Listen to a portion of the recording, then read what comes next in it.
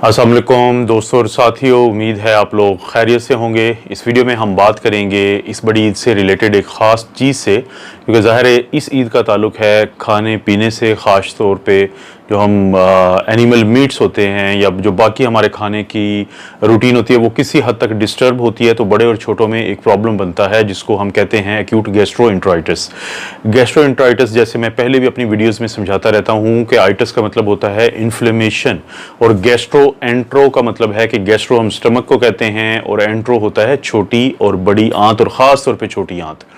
तो गैस्ट्रोएंटराइटिस का मतलब हुआ कि जो इन्फ्लेमेशन अगर हो जाए छोटी आंत की या बड़ी आंत की, तो उसकी वजह से जो एक्यूटली यानी फौरी तौर पे कोई सूरत हाल पैदा होती है, तो उसको हम कहते हैं एक्यूट गैस्ट्रोएंटराइटिस। क्योंकि पहले से ये ऑर्गन्स ठीक होते हैं यानी छोटी आंत, लेकिन बाद में भी ये नॉर्मल हो जाते हैं जब एक दफ़ा ये प्रॉब्लम ठीक हो जाता है। तो दोस्तों, एक्यूट गैस्ट्रोएंटराइटिस का मतलब होता है कि जब किसी को उल्टी आए, लूज मोशन ख़ास तौर पे शुरू हो जाएं, पेट में दर्द हो या बुखार हो, तो इसे हम कहते हैं एक्यूट गैस्ट्रोएंटराइटिस। और इसकी सबसे बड़ी वजह होती है कि अगर खाने को अच्छे तरीके से ना बनाया जाए, ख़ास तौर पे अगर गोश्त है या बाकी जो पानी और खाने की चीज़ें हैं, तो उनके ज़रिए कुछ जो बैक्टीरिया हैं वो हमारे जिस्म में चले जाते हैं, कुछ जरासीम चले जाते हैं, तो उनकी वजह से अलामात पैदा होती हैं। सवाल ये पैदा होता है कि किस लूज मोशन को या किस मोशन को हम कहेंगे कि ये गैस्ट्रोएंटराइटिस का हिस्सा है। बड़ों में तो ये होता है कि अगर किसी को दिन में 3 दफ़ा या उससे ज़्यादा मोशन आ जाए, उस सूरत में उसको गैस्ट्रोएंटराइटिस कहते हैं या डायरिया कहते हैं। और अगर या ऐसे ना हो तो चाहे 2 या 3 दिन के बाद आए, लेकिन बहुत ज़्यादा और पतला मोशन आ जाए तो उसको भी गैस्ट्रोएंटराइटिस की कैटेगरी में रखते हैं। लेकिन जो छोटे बच्चे होते हैं, मिसाल के तौर पे वो बच्चे जिनकी उम्र 2 साल से कम है, अगर उनमें 15 ग्राम पर केजी से ज़्यादा स्टूल की क्वांटिटी एक दिन में बने तो उसको हम गैस्ट्रोएंटराइटिस में लाते हैं। लेकिन अगर बड़े हैं 2 साल से ज़्यादा, तो उसमें 200 ग्राम जो एक दिन में, तो जो पेरेंट्स होते हैं आमतौर पे वो क्वांटिफाई कर सकते हैं, इसमें बहुत ज़्यादा अचंभे की बात नहीं है। तो दोस्तों, एक्यूट गैस्ट्रोएंटराइटिस की तो डेफिनेशन ये है। लेकिन अब हमारे पास 2 किस्म के आते हैं। एक होता है इन्फेक्शियस डायरिया जिसमें बैक्टीरिया या जरासीम इन्वॉल्व होते हैं, और एक होता है नॉन इन्फेक्शियस। दोनों का फ़र्क ऐसे पता चलता है कि जो इन्फेक्शियस होता है आमतौर पर उसमें पेट में दर्द साथ होता है डायरिया के, उसमें बुखार होता है और उल्टियाँ भी ज़्यादा होती हैं। तो इन्फेक्शियस क्योंकि बैक्टीरिया की से होता है तो उसकी मैनेजमेंट डिफरेंट है, और नॉन इन्फेक्शियस क्योंकि वो सिर्फ एक खुराक की क्वांटिटी या बाज़ औक़ात प्रॉपर अगर कुक नहीं हुआ है तो उस वजह से होता है, उसकी किसी हद तक मैनेजमेंट डिफरेंट है। आमतौर पे जो हिस्ट्री होती है, जो क्लिनिकल प्रेजेंटेशन है, उससे ही पता चल जाता है कि किसी को एक्यूट गैस्ट्रोएंटराइटिस हुआ है। जैसे ट्रैवल की हिस्ट्री है, किसी नई जगह पे जाके खाना या पानी पीना है, या कुछ ऐसे लोग एक जगह पे इकट्ठे हो जाएं जो पहले कभी आपस में बहुत अरसे तक ना मिले हों, और उसके बाद किसी को लूज मोशन स्टार्ट हो जाएं, पेट में दर्द या उल्टियां स्टार्ट हो जाएं, तो ये गैस्ट्रोएंटराइटिस ही होता है। तो आमतौर पे इसकी जो तशख़ीस होती है वो क्लिनिकल होती है, और हम हिस्ट्री से ही पता कर लेते हैं। और जब हम ऐसे मरीज़ों का मुआयना करते हैं तो उनको पानी की कमी हो सकती है, उनको जिस्म में दर्द हो सकता है, और उनको एक और ख़ास चीज़ होती है जिसको हम कहते हैं बोर्बोरिग्मी। बोर्बोरिग्मी क्या होता है कि जो आंतों की मूवमेंट होती है वो इतनी ज़्यादा होती है कि उसकी वजह से मखसूस किस्म की गर्गलिंग साउंड या आवाज़ें पैदा होती हैं, तो उसको बोर्बोरिग्मी कहते हैं। हमने देखना ये होता है कि कहीं स्टूल के अंदर ब्लड तो नहीं है, कहीं उसके ऊपर कोई खून या कोई और चीज़ तो नहीं है, तो वो चीज़ भी मदद करती है ये जानने में कि इन्फेक्शियस है या नॉन इन्फेक्शियस डायरिया है। जहाँ तक इसकी मैनेजमेंट का ताल्लुक है, इसके इलाज का ताल्लुक है, तो सबसे जो अहम इलाज है वो है सपोर्टिव ट्रीटमेंट।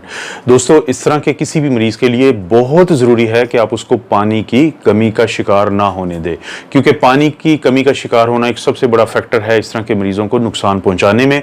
हमारे पास सबसे बड़ा एक चीज़ जो हम इस्तेमाल कर सकते हैं पानी की कमी का शिकार होने से बचाने के लिए, वो है ORS या ओरल रीहाइड्रेशन सोल्यूशन। ये इस हद तक अहम है कि जिन लोगों ने ये बनाया था तो उनको नोबेल प्राइज़ भी मिला, क्योंकि इसके बाद बहुत सारे जो बच्चे हैं उनकी जानें बचाई जा सकी, क्योंकि पानी की कमी वाहिद चीज़ है जो सबसे ज़्यादा नुकसान पहुँचाती है। तो ORS हमारे पास मुख्तलिफ़ किस्म की शक्लों में होता है। जैसे बच्चों के लिए हम पीडियालाइट देते हैं और बड़ों के लिए हमारे पास ORS के साशेज होते हैं, ये आप दे सकते हैं ताकि कोई भी पानी की कमी का शिकार ना हो। आमतौर पे तो ये होता है कि हर कुछ वक्फे के बाद ORS दिया जाता है या पीडियालाइट दिया जाता है, लेकिन ख़ास तौर पे जब किसी को लूज़ मोशन हो तो उसके बाद खसूसी तौर पे दिया जाता है। लेकिन वो तमाम बड़े और बच्चे और जिनको वॉमिटिंग का भी प्रॉब्लम साथ हो, तो पहले तो हम कोशिश करते हैं कि टैबलेट ग्रेविनेट या सिरप ग्रेविनेट का एक चम्मच दें कुछ भी देने से आधा घंटा पहले, या गोली एक दें कुछ भी खाने से आधा घंटा पहले, या उनको हम सिरप मोटिलियम या टैबलेट मोटिलियम, ये उल्टी के लिए है, ये वॉमिटिंग के लिए है। इसके बाद हम कोशिश करते हैं कि ORS दिया जाए। लेकिन वो तमाम बड़े और बच्चे जो इसको बर्दाश्त नहीं कर पाते और इसके बावजूद उनको वॉमिटिंग है, तो उनको हम देते हैं फिर इंट्रावीनस फ्लूइड। हम कोशिश करते हैं कि अगर उनको ORS या पीडियालाइट वो टॉलरेट नहीं कर रहे या उनमें डिहाइड्रेशन ज़्यादा है, उनकी आंखें पीछे की तरफ गई हुई हैं जिसको हम संकन आइज कहते हैं, या उनको बार बार प्यास लग रही है या उनका यूरिन आउटपुट कम है, तो हम उनको फिर ड्रिप्स लगाते हैं रिंगर लैक्टेट की, और उसके अंदर हम सिचुएशन के हिसाब से और वज़न के हिसाब से KCl यानी पोटेशियम का टीका डालते हैं ताकि उस पोटेशियम की कमी को भी पूरा किया जा सके। सादा पानी देने का हरगिज़ कोई फ़ायदा नहीं होता इस तरह की सिचुएशन में, सिर्फ सादा पानी देने का, बल्कि हम रिंगर लगाते हैं जिसके अंदर सोडियम है, पोटेशियम है, कैल्शियम है, और इसके अलावा भी हम साथ पोटेशियम देते हैं।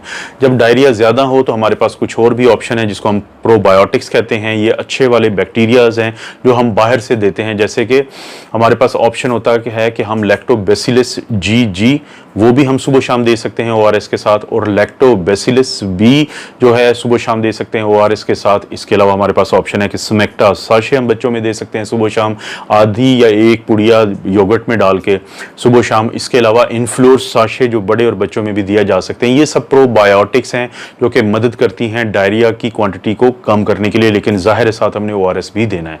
लेकिन अगर किसी में हमें लगता है कि डायरिया इन्फेक्शियस है, बैक्टीरिया की वजह से है, तो उसमें हमें साथ एंटीबायोटिक्स भी देनी होती हैं। हमारे पास एंटीबायोटिक्स की क्या ऑप्शंस हैं? हमारे पास ऑप्शंस है कि हम सेफिक्सिम दे सकते हैं जो पाकिस्तान में मौजूद है सेफ्सपेन और सेफीगेट के नाम से, जिसमें सिरप भी है और टैबलेट भी है।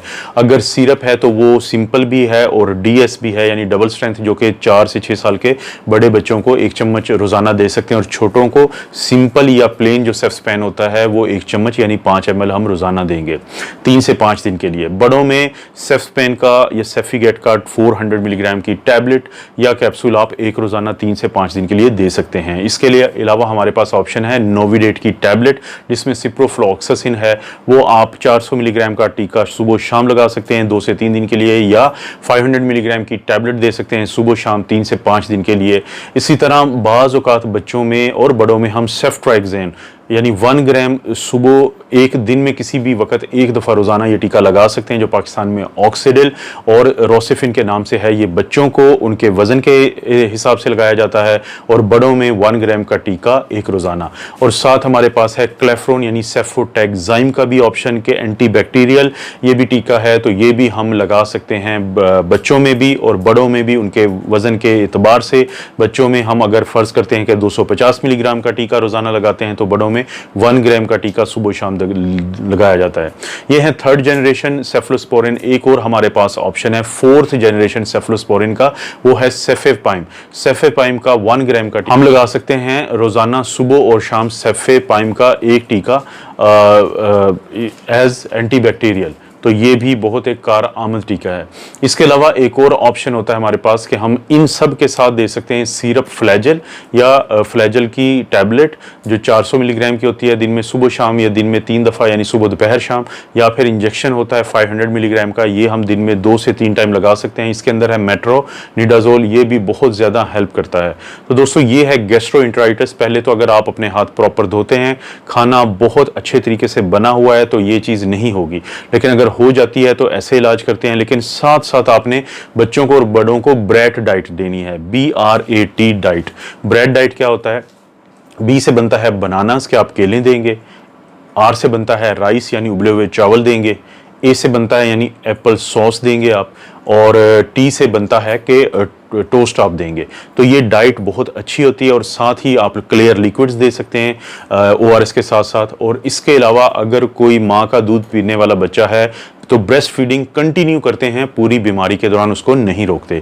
और लास्टली इन मरीज़ों को हम लाइट मीट देते हैं। लाइट मीट क्या होता है? वो मीट जिसके अंदर कोलेस्ट्रॉल या फैट्स कम होती हैं, जैसे कि गाय का गोश्त है जिसको बीफ कहते हैं, चिकन है, चिकन एग दे सकते हैं, और इसके अलावा आप फिश दे सकते हैं। तो ये तमाम वो खुराकें हैं जो इस दौरान जारी रखेंगे तो इससे बहुत ज़्यादा फ़ायदा होता है। तो आप गैस्ट्रोएंटेराइटिस से पहली कोशिश करेंगे बचने की, और अगर हो गया है तो आपने इस तरीके से प्रॉपरली घर में बच्चों को और बड़ों को मैनेज करना है।